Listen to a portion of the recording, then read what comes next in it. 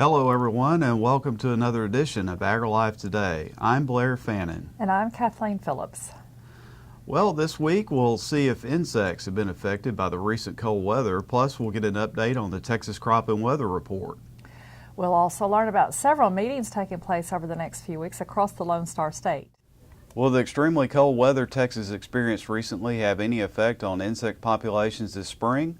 Likely not, according to an AgriLife Extension entomologist. Most of the pests that we're dealing with here are things like whiteflies, aphids, and mites, and they have a very rapid reproductive rate. So regardless of whether we are losing a small percentage of them throughout this winter, they're going to peak back up quite quickly again. And we can already see signs of mites and aphids out in the field here in East Texas. So unfortunately, we can't expect there to be any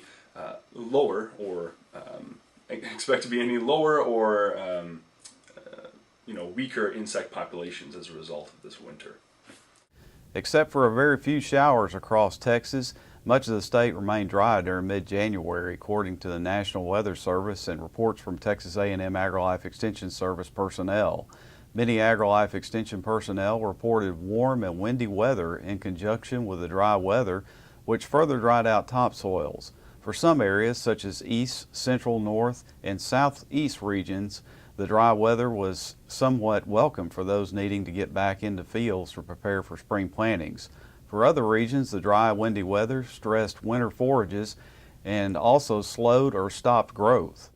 From health to home gardens to agriculture production, AgriLife Extension has a series of educational classes coming up throughout the state.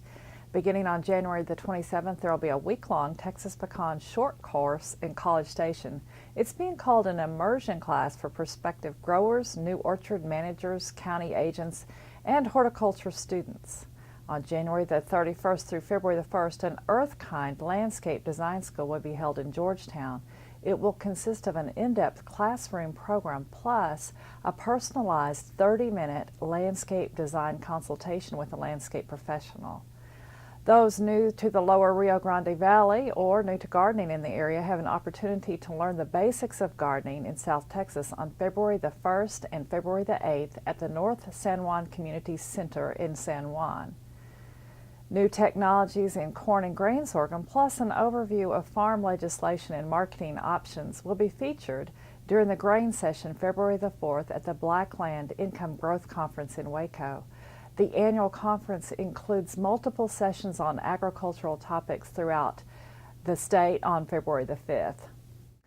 A series of 5 monthly drought-related programs for gardeners in Austin will begin on February the 6th. The program aims at helping people make gardening and landscaping choices that will allow for greater drought tolerance and lower water use, as well as using fewer chemicals. A rainwater harvesting for the home landscaping program will be conducted February the 13th in Amarillo. This will teach how to collect rainwater and store it until needed. Several free Do Well, Be Well with Diabetes classes will be held January the 27th through February the 5th to help tens of thousands of people battling diabetes or pre-diabetes conditions in the Coastal Bend area. Classes will be in Rockport. A workshop for child care providers will be held February the 15th in LaGrange. People interested in health foods may attend a day-long conference February the 25th in College Station to hear the latest findings on connections between fruit and vegetable production and medical advances. That's a look at agriculture across the state of Texas and Texas A&M AgriLife. For these stories and more, please visit our website at today.agrilife.org.